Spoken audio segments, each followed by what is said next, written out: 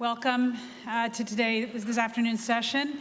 I want to begin just with another opportunity to welcome all of the families of our students and some of our students, I believe, as well, to Family Weekend.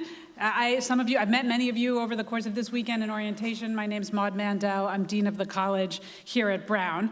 And this really is one of the great pleasures of my job, to have the opportunity to work with your students, but also to get the chance to see Brown through their eyes as they begin to introduce you a little bit more thoroughly to the intellectually rich and stimulating campus where I get to spend so many of my days. One of the other really wonderful aspects of my job, and I often say I have the best job on earth, is to work with the faculty colleagues who drive the research and teaching agenda of this university. So I hope you've had a chance already today to taste just a tiny sliver of what we do here through some of the faculty forums. One of the colleagues that I've had the tremendous pleasure of getting to know in my capacity as Dean is our speaker today, Professor Anthony Bogues, with whom I have worked in several committees and activities over the last couple of years. And I have such tremendous respect and admiration and affection for his ethical approach to research, teaching, and really to life that when asked to introduce today's event, I really leapt at the opportunity. As you well know, Tony is the director of the Center for the Study of Slavery and Justice at Brown and professor of Africana Studies, as well as the Assemesser Professor of Humanities and Critical Theory. His scholarly reputation is grounded in his research and writing on intellectual, literary, and cultural history, radical political thought, political theory, critical theory, Caribbean and African politics, as well as Haitian, Caribbean, and African art. And he's written a number of monographs and edited volumes that reflect this work, and I don't like in introductions to read those off one after the other, but if you go on the Brown website, you'll be able to see the tremendous scholarly accomplishments that Tony has carried out throughout his career. Equally important at Brown for the last several years, Tony has served as the director for the Center for the Study of Slavery and Justice. And I do want to pause for a moment on the history of this important center, because among other things today, we are recognizing the beginning of its 5th anniversary here at the university and its tremendous impact since its inception. So in 2003, the then president of Brown, President Ruth Simmons, appointed a steering committee on slavery and justice to explore Brown's historical relationship to slavery and the transatlantic slave trade. The SCSJ, which included faculty members, undergraduate and graduate student and administrators, devoted 3 years to this task. It was no small task, uncovering, documenting, and discussing Brown's history and relationship to American slavery and the African slave trade. The history, frankly, of that committee alone, one could spend an hour up here talking about. It was quite an important moment in Brown's history, and I've heard Tony speak about this at great length, a contentious and interesting and important discussion that came out of that. And of course, positioned Brown really as a leader in thinking about how universities could grapple with this kind of challenging history. The final report of that committee details how some of Brown's founders and benefactors participated in slavery and the transatlantic slave trade and the benefits the university derived from these activities. The report includes a set of recommendations by which Brown could publicly acknowledge this history and promote ongoing consideration of issues related to slavery and justice. And one of the major recommendations was the establishment of the Center for the Study of Slavery and Justice, which was formally established in 2012-2013. Tony's vision, as evidenced in the report and now in the Center for the Study of Slavery and Justice, has shaped the first 5 years of this important scholarly research center, both in the scholarly work it's carried out, but very, very importantly in the public humanities mission of the work in which it has been engaged. And one of the things I've enjoyed so much discussing with Tony over the years is the art shows that they have launched the work in local schools in which they have engaged. And so there's really a very important public humanities side, a pedagogical side of talking not only about the history of slavery in our world, but the contemporary slave trade and its impact on contemporary society. So it's really with not just admiration and respect, but tremendous gratitude that I introduce you today to our speaker, who will today speak on race, authoritarian populism, and American politics. Thank you.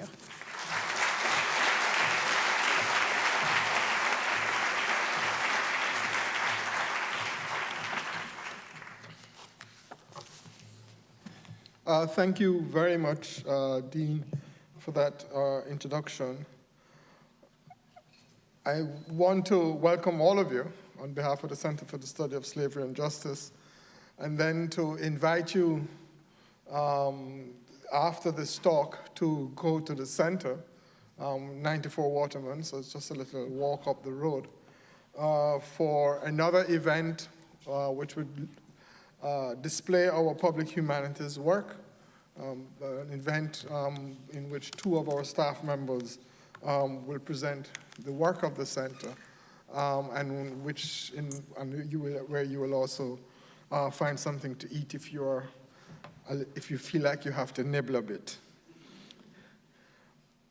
I want to thank the university for asking me to speak at this particular event, Family Weekend event. And I said yes because perhaps like many of you in this room who might be troubled about the moment we now live in America. I too am troubled, but within those troubles, given my scholarly training as an intellectual historian and a political theorist, I have to try and find a way to understand their particular moment, to grapple with it in my troubled state, in my particular anxieties, as a way to try and understand both the origins of the moment, that is, how did we get here, the ideological contours of how we got here, the political ideas of this moment, and how they congeal into a present dominant conservative configuration. I also have to think about what is the style. That is, in what ways these ideas are both believed with a certain faith, and how these ideas are advocated. This afternoon, I want to briefly share where I am in that process of grappling, of trying to understand what some may call conditions of possibility. That is what it is that create where we are in this particular moment. And in trying to organize my thoughts and remarks, I thought that issues of race, authoritarian populism, and American politics might be a starting point to grapple and to think with this. Having said that, let us begin with a definition of populism and then trace it very briefly in its emergences and practices in American politics. The word populism exploded in the academy as a way to describe politics in a 1969 book by a British political scientist, Ernest Gallagher, in which he talked about the emergence of some kind of populism which he thought was very strange at that point in time in so-called industrial countries. He gave because Gallagher could write very well and had a turn of phrase, he gave a really brief definition of populism. He says, populism is about the worshiping of the people, end of quote. But long before, and I like to say this, even though I'm a scholar, long before the scholars gave it a word, populism appeared. And in the United States, it appeared in 1891, when there was a call in Omaha for a new political party. The people or the organizations involved in that call were the Colored Farmers Alliance, the Knights of Labor, the Citizens Alliance, and a group calling themselves the Farmers Alliance. The Cincinnati Enquirer of August 18, 1891, in commenting on the meeting, said that this was the great industrial army, end of quote. From this convention emerged the People's Party, which eventually died in 1908. But the People's Party became known as a populist party, drawing from the Latin word populis, meaning the people. It represented many things, but briefly it represented a radical form of agrarianism, that is to transform the relationships of land in the United States. People were then particularly worried by farm prices. But it also had an hostility to the elites, particularly the eastern elites, as you saw it, those of us who lived on the eastern seaboard, and a hostility to the gold standard.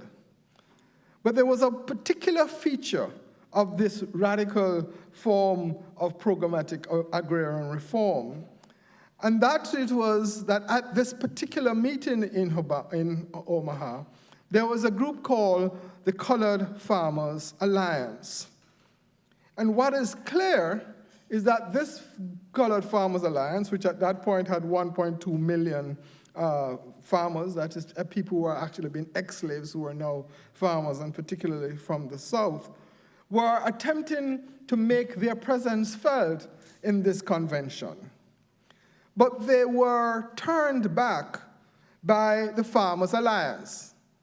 And the Farmers Alliance was primarily from the South, because the Farmers Alliance, who were very important in the formation of the People's Party, had a set of clauses and a set of political ideas about itself. These ideas were the following. They backed explicitly racial segregation. They advocated in the Omaha meeting for a clause which argued that segregation, they said, was a principle, and here I quote them, of farm organization. They made it clear in their arguments that there needed to be a racial basis for what they called a common nationalism. And also as part of their advocacy in that meeting, they asked for the exclusion of the Chinese. So what is clear to see is that the attempt to reform American society in the late 19th century, even though there was a radical program that was anti-elite, or reformist program that was anti-elite, that this program was mired in anti-black racism and in exclusion. Now, I think this is important because one of the reasons that the Colored Farmers Alliance group was there was essentially had to do with votes. In other words, that in 1891, the People's Party, as it was formed, was trying to think about how to garner votes. And if you have 1.2 black people in an organization, then you have a lot of people who can vote. And if you're going to be running for president and for state elections and governorships and so on, then you needed to do that. And in 1891, even though Jim Crow laws had been passed from 1877, some of them against the 15th Amendment, that there were laws that had to do with customs and laws in the South that had to do with literacy tests and poll taxes. But there were still many black folks who could vote. So that, in fact, what I'm saying is that by 1891, even though Jim Crow had been born from 1877, it had not yet fully shut down.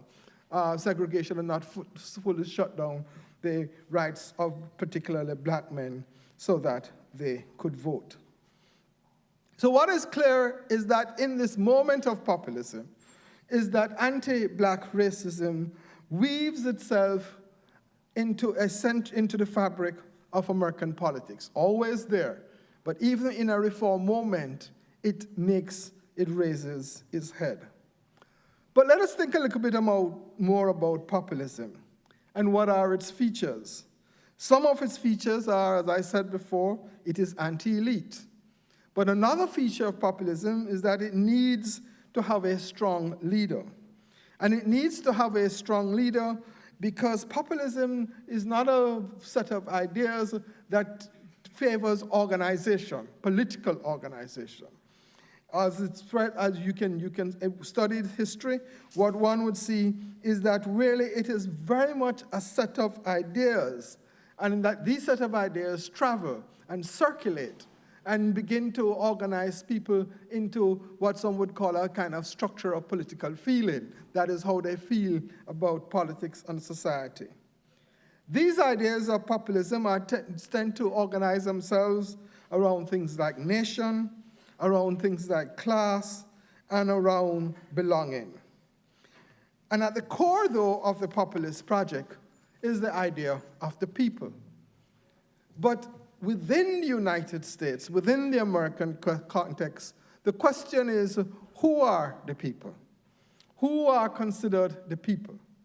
And therefore, it is clear to us, given anti-black racism, that the people in the United States, particularly in the 19th century and even until now, I would argue, is essentially an idea that is grounded in what I like to call a white skin of nationalism. In other words, the people are considered around questions of whiteness and the citizenship rather than just rather than just being human beings or being citizens. But let us try and probe this nationalism a bit. Put another way, I would want to suggest to you that within United States political thought, that there are many currents, but two which might be important, that have to do with nationalism. One of them is an idea related to something that is called American exceptionalism, an idea that was essentially emerges out of de Tocqueville's books on United States. But the idea of American exceptionalism is about an idea as a unique country. And part of that American exceptionalism can be seen or can be considered as United States as a city on the hill. So there's one form of that exceptionalism. It's a certain nationalism, but it's a nationalism that says that America can do good, whether or not you agree with it, but that it can do good. The other form, though, of nationalism in America is another form of current or political thought is that simply of white nationalism. And what I would want to suggest to you today is that we are at a moment when both the idea of America as unique and therefore as exceptional has now folded into this business of white nationalism. And I think the clearest way to think about it is a recent statement in the hurricane about Puerto Rico, where people were told in Puerto Rico, don't think that we are going to stay there for very long. And the question I have to ask myself when I hear that, if there was a disaster in Maine, would that be the response? Therefore, the one issue that we have to face is what is at work?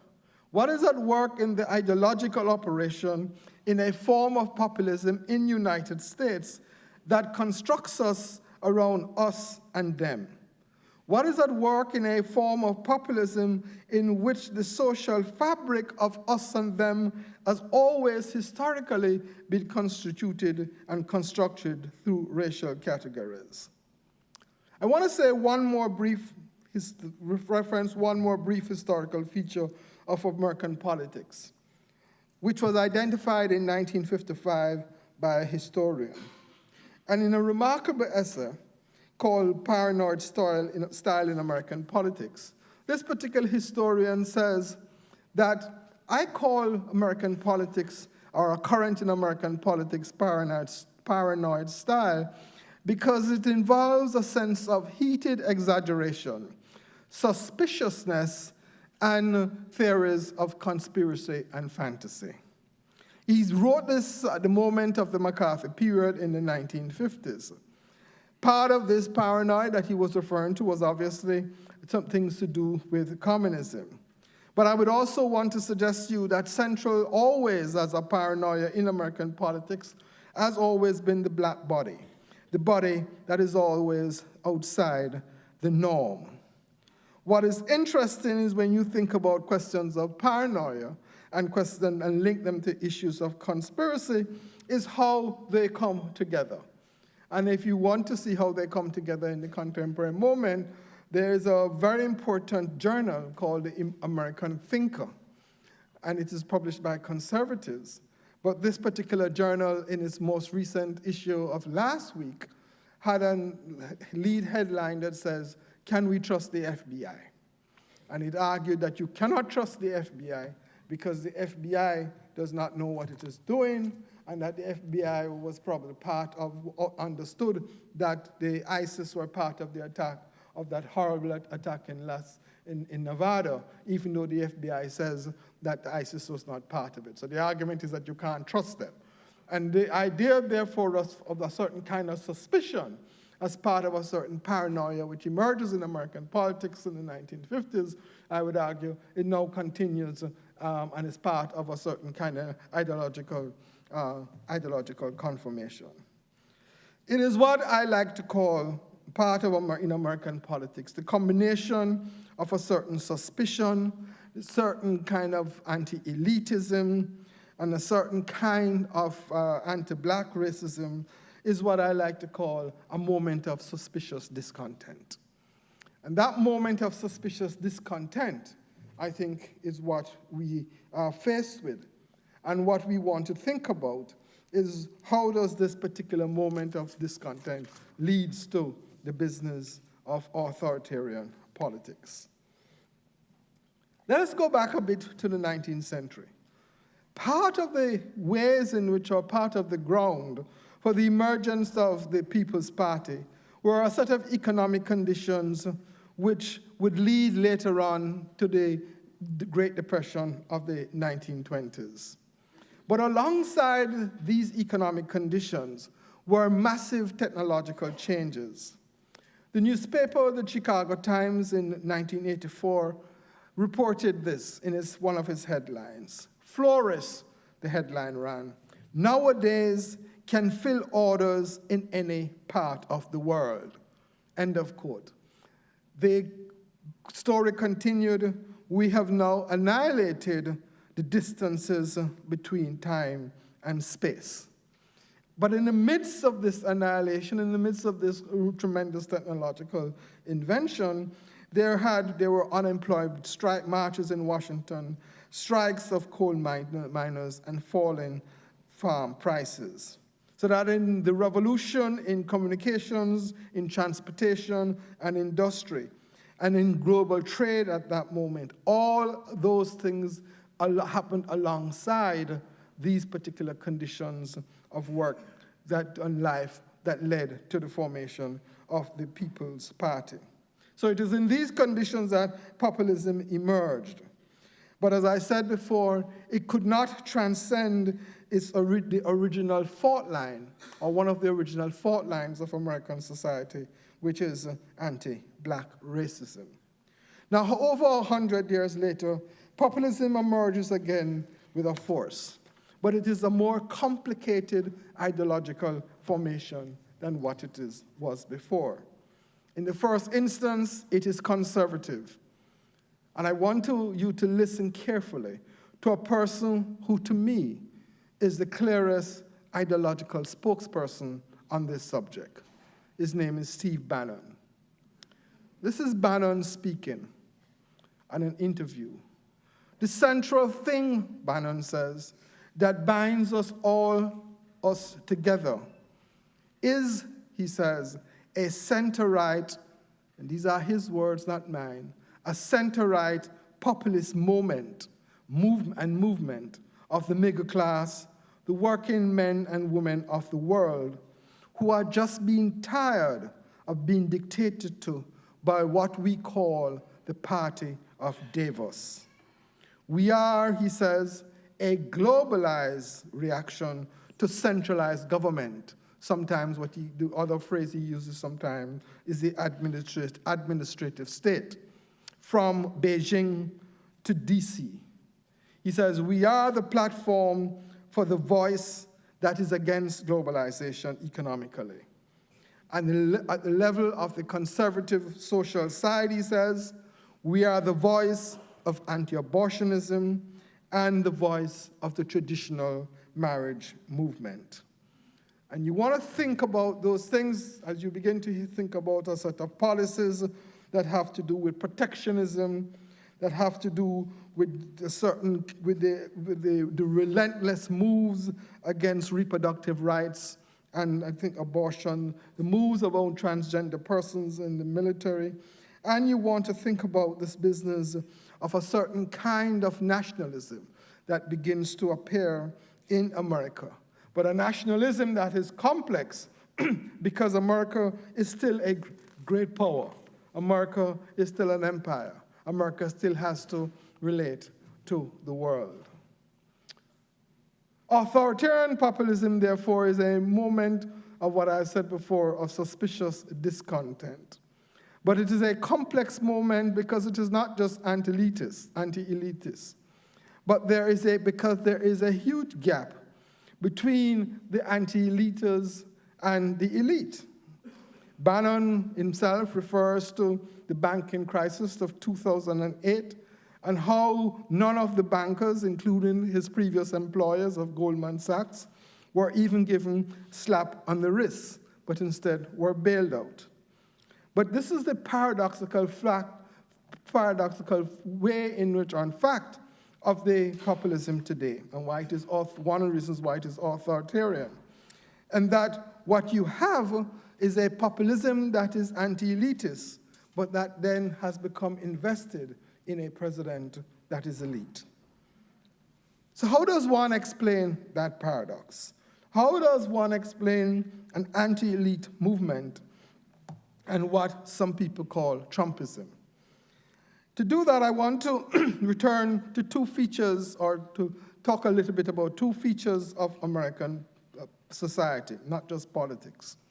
One of those features of American society is what is the sign of success. One of the signs of success in America is business. And Mr. Trump, the president, is in fact considered to be what some people would call, in the conservative movement, the self-actualizer of business. And those are not my words. That's the language. And that, as one magazine said, again, the American thinker, he is like us, but he is only exponentially more successful than us. And so that, therefore, what you have is a situation in which a populist movement now invests its anti-elitism into an elite person, but can do that because the discourse and the ways in which American society thinks about success, one of the key things is about business. And one of the ways in which it is constructed is what I would want to argue, is that we have a certain fantasy of happiness and a certain fantasy about the possibilities of the American dream.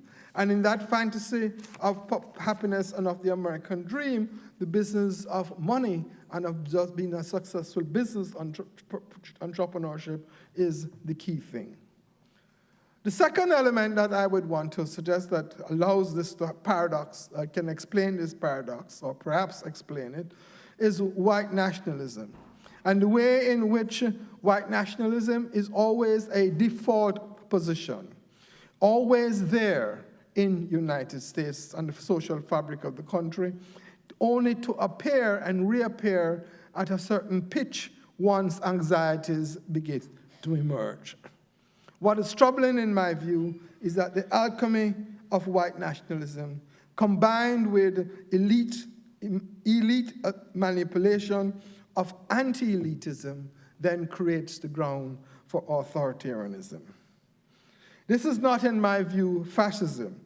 It is of the 1930s. Fascism operates with the state control of industry, with a certain kind of authoritarianism that is based upon a centralized state. Populist authoritarianism operates in a way in which it chips away the liberal state and attempts to dominate the society ideologically to create a new hegemony. When the president proclaims that we can now say Merry Christmas, this is not a statement of a moron.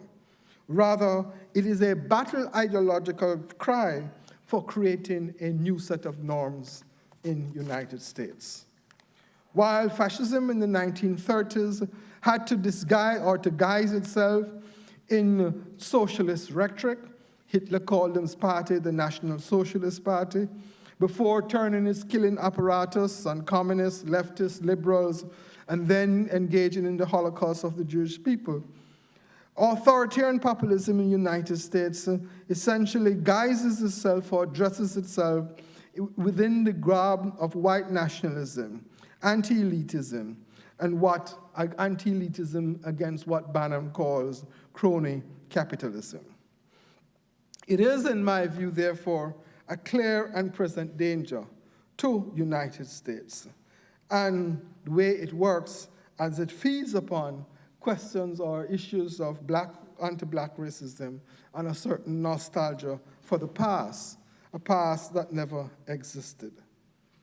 Bannon talks about the crisis of capitalism, but says that the most important crisis of the West, and these are his words, is today one of values.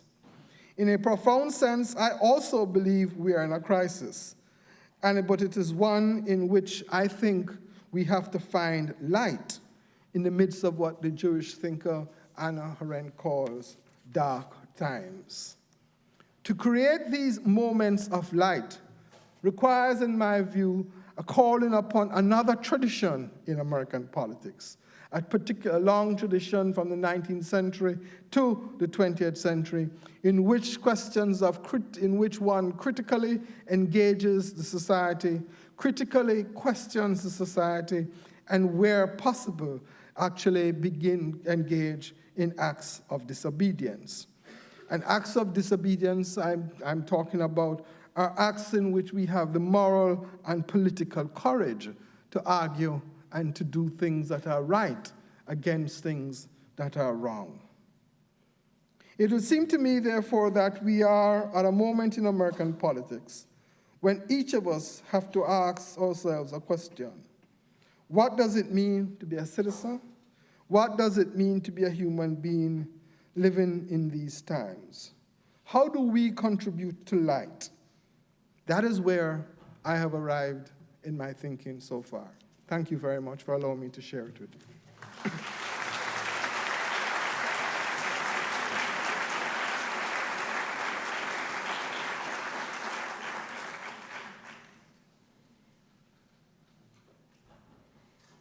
These are some fancy questions. Mike's boy, yeah? If anyone has a question, just please raise your hand. No. Hello. Has any liberal democracy survived this kind of change in its politics? And is there a modern example of a liberal democracy that's been under this kind of stress? Yeah, I think that I can't think of one that has been under this kind of stress yet. But I think that the liberal democracies have survived, but to survive this is what I talk about, business of light. What are they, how do we have light in this, what Hannah Arendt called in this, in this space of darkness? And that to me is the issue. In other words, one should not ask a kind of historical question, has it survived? One may want to ask the question, how can we make it survive? Right? So, because if you ask the question, has it survived, different historians will give you different ways. And preparing for this, for example, I read so much material about questions of populism, but what was fascinating to me was that in this material, people were not trying to think about what could we do. Right? And I just think that, I believe that, for me, history is always open-ended. But the open-endedness of history is about our capacity to do something.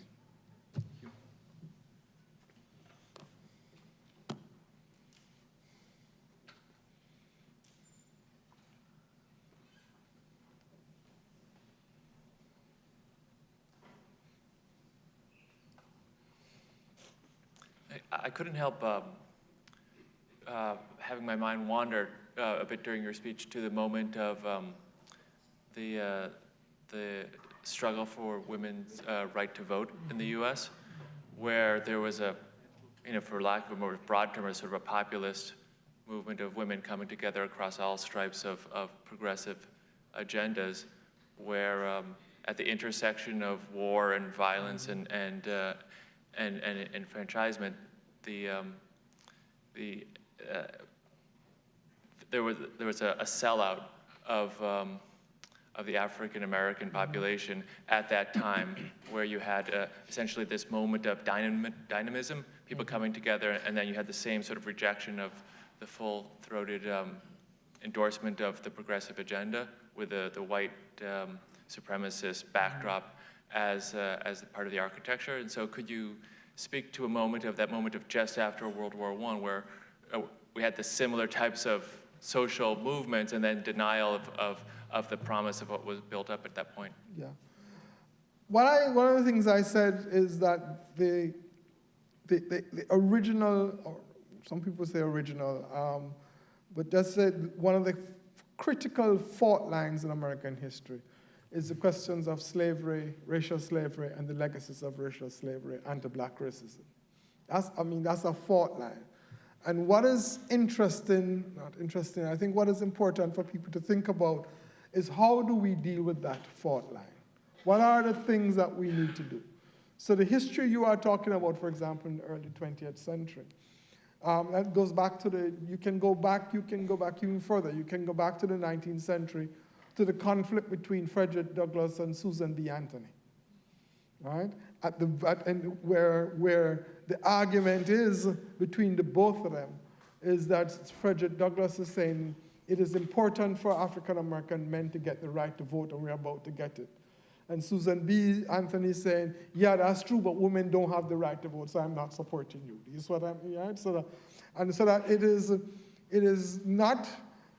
that particular fault line, the way in which that fault line has meant that sometimes we are unable to understand the necessities and the logics of, I would argue, of political and social struggle, and how to work within those things, that then sometimes allow other people to do what I call divide and conquer.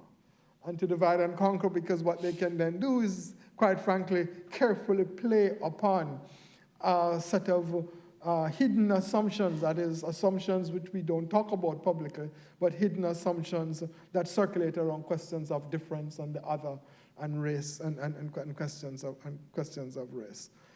And in what is fascinating in the early 20th centuries is the same thing. I mean, you look at the progressive movement, even the far left, right, of the formation of in the 1990s of the Socialist Party and so on. What plagues it?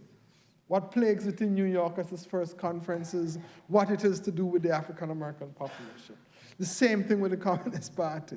The same thing with progressive movements. All the time, what it is that we do. There's a way in which every time I read that history, what comes to my mind is what Du Bois writes in 1903 in Souls of Black Folks. How does it feel to be a problem? And so it is always a problem to be solved.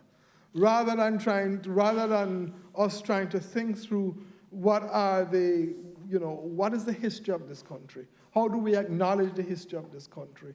How do we then, in trying to build a progressive movement, acknowledge that history in ways that will allow us to build that and to understand, to have relationships with each other? Not that they will not be fraught. Please, the world is not perfect. But that how do you then have relationships with each other that are, in my view, what I like to call respective relations of solidarity? And how do you have that? And what are the conditions in which you can build that? Because when you don't build that, what you have is the fallback default position, right? And part of that fallback default position is something that, in my view, is anathema to the progressive movement. And when you are in a crisis, which is what we are in, And we're both in a crisis. We're in a crisis of the political system, in my view, in this country. And I can be argued, down on this. But when you are in that crisis, again, what emerges is always this fallback position. That's what the history tells us.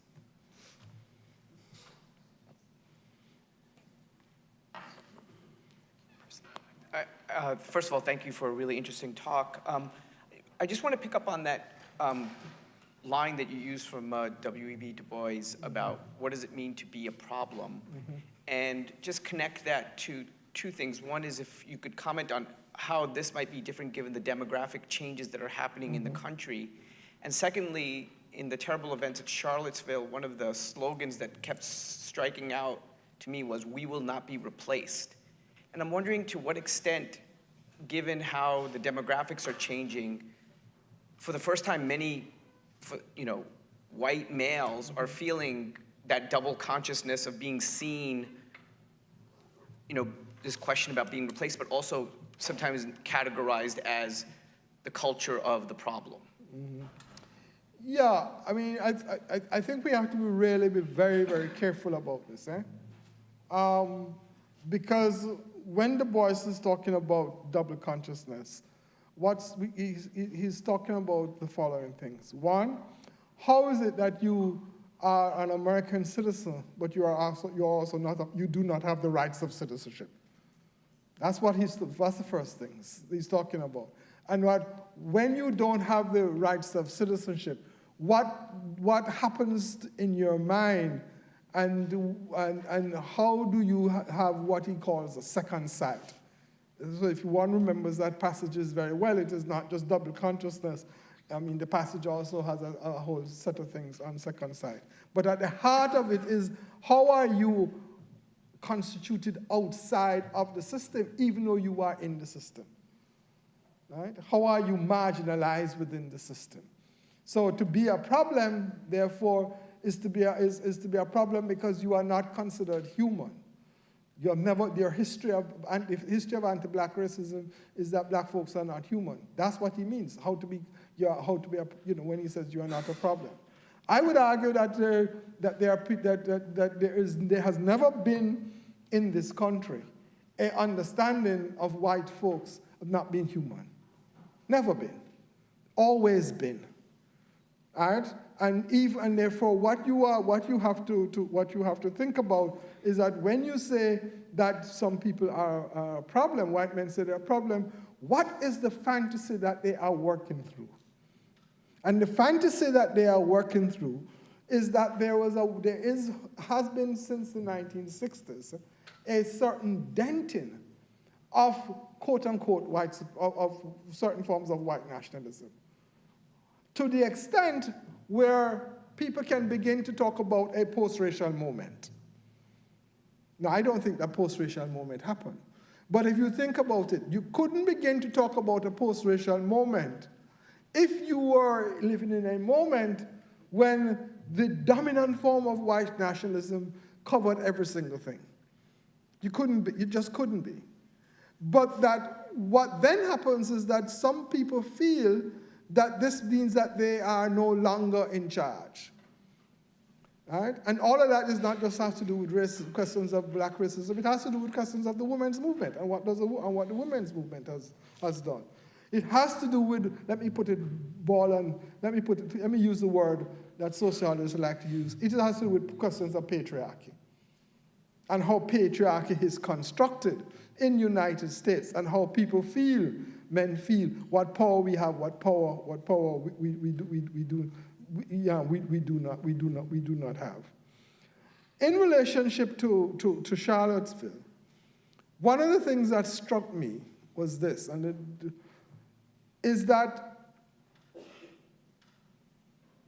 it is a monument that created this difficulty. And so one of the questions that I ask myself is, why is it that a monument of Robert Lee would cause all of this, would become a rallying point? What is it about our history in this country? It's not just about the movement of a monument, but it will become a rallying point. Is it that we have not yet confronted that history and settled the history? And I would argue we haven't. I would argue we have not confronted the history of slavery, of racial slavery. We have not settled it. Right? That his legacies continue in what I like to call sedimented deposits. And that those things, therefore, about questions of moving and so on, become very, very important. Because for some people, the moving is seen not as just a new history, and you want to just you want to do erasure. It is really seen as you are moving what I have grown up with, what I am comfortable with in myself, as an understanding of myself and the country I live in. And you therefore, you know, there's a phrase that an English literary and social and cultural critic developed, a guy called Raymond Williams. He calls things structures of feelings. And what is it that in ourselves as human beings, where you have structures of feelings that are constituted in certain ways, that when things like a monument is being discussed or about to be removed, then those structures of feelings are disrupted. And as they are disrupted, we begin to protest against them, or we begin to do things about it. So that's how I see it. I would like to think that this, you're looking at patriarchy, you're looking at a certain loss of a denting, not even a loss, a denting of patriarchy. You're looking at a denting of a certain discourse about questions of race. And then you're looking at a set of economic and political and discursive conditions in which people feel like this is not the country I grew up in. And therefore, or the country that I have a fantasy about. And the fantasies are real. They're not imagined. They are imagined, but they have real material impact. And therefore, people react in a certain way.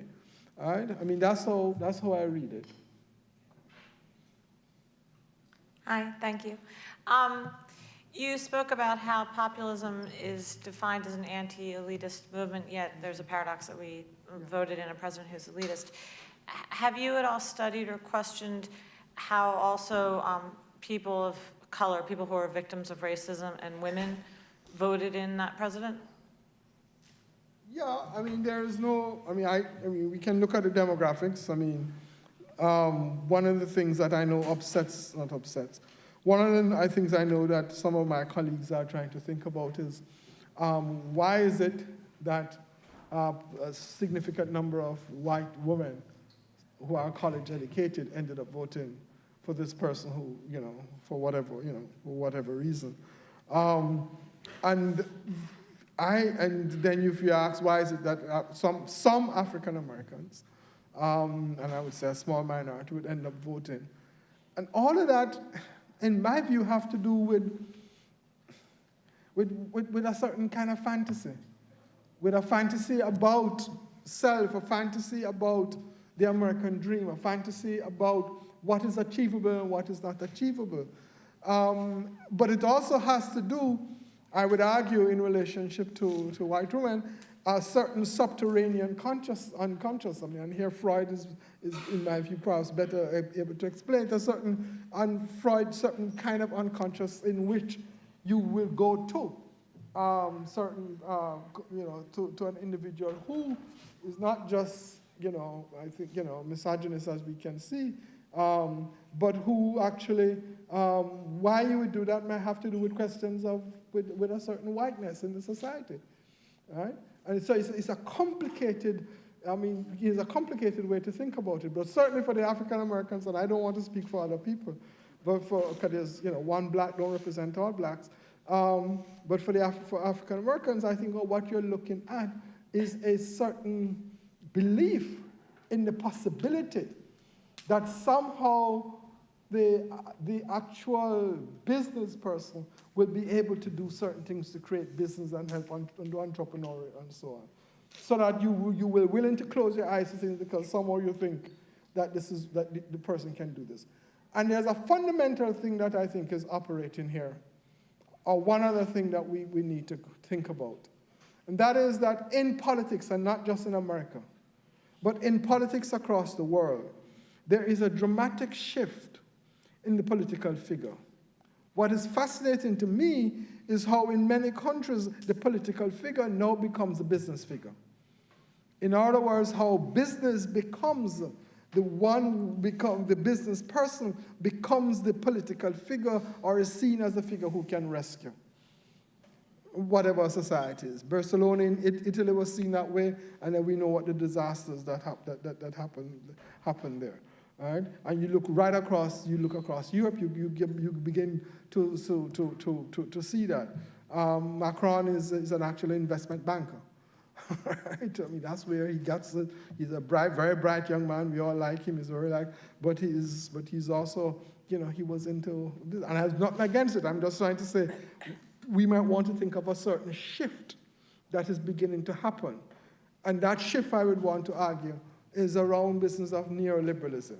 And I would just pause about this, because one of the things that strikes me when I read the conservatives, and I read them very seriously, because I take them seriously, is that Bannon, for example, has a serious argument about a form of capitalism. He doesn't call it neoliberalism, but a form of capitalism, he says, which turns people into commodities. Now, I will have that critique as well, but I would call it something else. You have to then ask yourself, these people are thinking that we are in a very complicated moment in which people are not morons, are not silly, not because people tweet. They're people thinking very seriously of what it is, where is it, what are the ideological things that they need to do, and how do they need to chip away and recreate something new. Yeah, I think we have time for one more.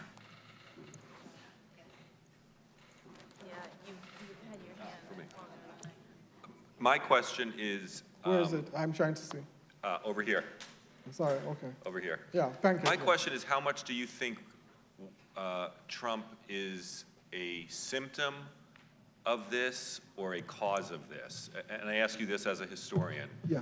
If with 17,000 votes going a different way, we're not talking about a President Trump. Yeah. We may be talking about the fact that he won the Republican primary, but we're talking about a popular vote that's very much against him.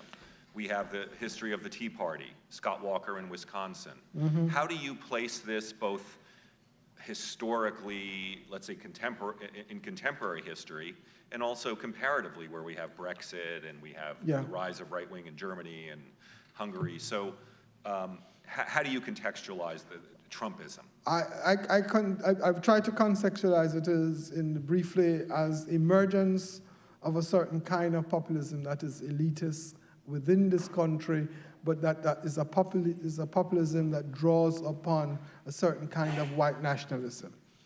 And that has always been there.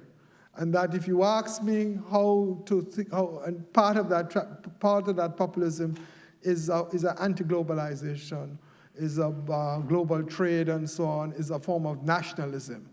And it is not just nationalism in terms of, let's build up walls around us. It is nationalism in terms of what are the trade policies and how do we make America, how do we make Britain great again? How do we make America great again, and so on. And it is, in my view, partly have to do with the ways in which over the last 30, 40, 50 years, the following things have happened. That social democracy has crumbled, essentially, right across Europe, and also I would argue elsewhere. Secondly, there has been a reconfiguration of the world economy that is just remarkable, the likes of which we have not yet grappled with, and that's partly because it is happening. By the time we sit down in our studies, and begin to do whatever, the actual things has changed before our eyes. Right? And that rapidity of change is disconcerting. Not those of, we are scholars and, we can say, oh, woe is me, I don't get it. But for people, ordinary people, they see their lives changing before them every single solitary day. And they have to think, now, how do I manage this? Right? How do I think about not just me, but my children and my grandchildren? Right? So that those particular concerns, I think, were part of the 1930s, when things had gone in the late 1900s, rapid changes, and economic, and what some people would say, oh, economic development and so on and progress. But in that progress, there are losers. And what is the so-called losers? And what is those who lose, those who cannot reorganize themselves, and those who can't fit? What happens to those people, and how do they begin to see these things and see the life that they have before them? And therefore, that's how I see it. So I don't know.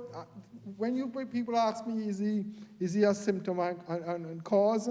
I would argue that he is a symptom in the early part, in the last year or so in 2016, but that very much now he is cause. He is both. Right? So he's symptomatic of something, but he is implementing and working to therefore cause certain things.